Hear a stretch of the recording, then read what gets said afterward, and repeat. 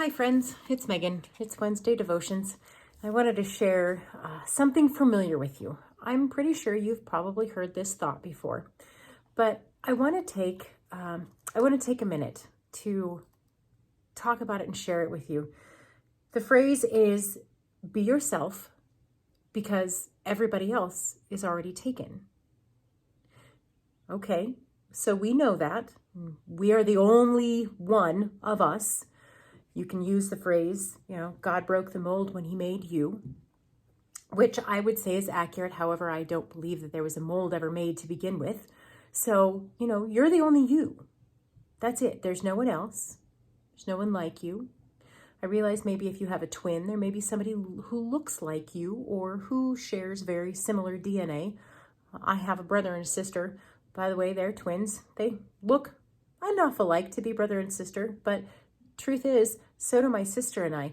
Now, I've said before, she has bright red hair and very beautifully light-colored, pale-complected skin with a mass of freckles on her face that are very fun to exclaim over, and both of my kids love them.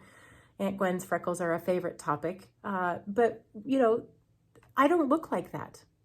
Yes, we share DNA, but, we're different. Be yourself. Everyone else is already taken.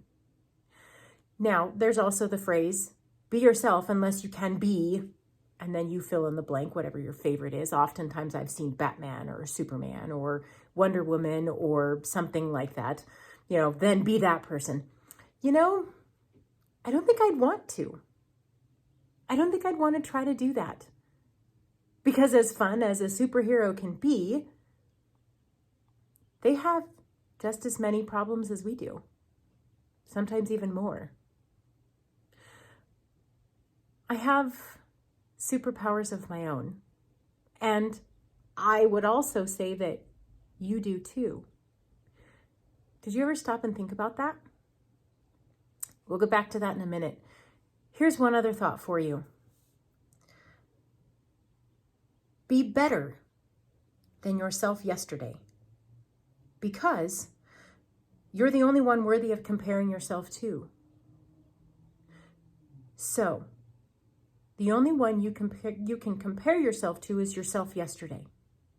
Improve upon yourself. And here's where our superpowers come in.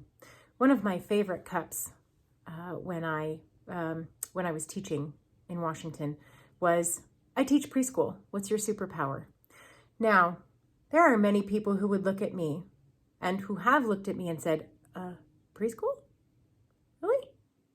That's a lot. I didn't set out to be a preschool teacher. I set out to be a teacher. I just didn't know where God needed me to teach. But I knew in my heart that I was set and meant and made to be a teacher. Now, truth be told, I consider any teacher who teaches, they have superpowers. End of story. I teach whatever. It doesn't matter what you teach. I teach kindergarten. I teach first grade. I teach seventh grade biology. I teach honors English to seniors. It doesn't matter. If you teach, you have a superpower. Now, I would venture a guess also that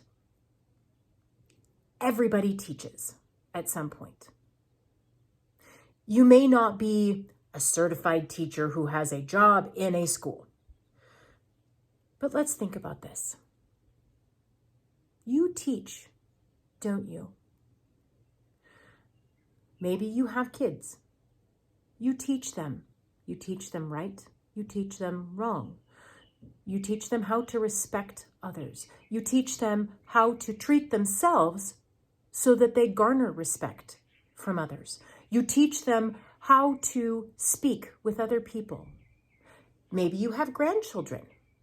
You teach them. You care for them. You teach them how a kind soul can love them. There are so many different ways you can teach. Teaching is a superpower, dear friends. I don't want you to forget that. I didn't realize what kind of a superpower it was until I actually started teaching. The first day I walked into the classroom, I was an assistant with another woman who has since become an absolute dear, dear friend of mine. I walked in terrified thinking, God, I really believe my heart is into this, but I have no idea what you've gotten me into. I have no idea how to care for or love these children. By the end of the 2 hours, the other teacher looked at me and said, what were you worried about? You've got this. And you know what? I knew she was right, but it knew it was going to take me a little bit, because the classroom that we were in was full of 3-year-olds who'd never really been in school. So half of them were just flat out terrified. The key was to love them. The key was to show them that I cared, that they were worthy of love. They were worthy of my time and my effort. And as long as I kept that in the forefront and remembered that as I then took on my own classroom, as soon as I remembered that, and as soon as I acted upon that, things changed. Lives changed.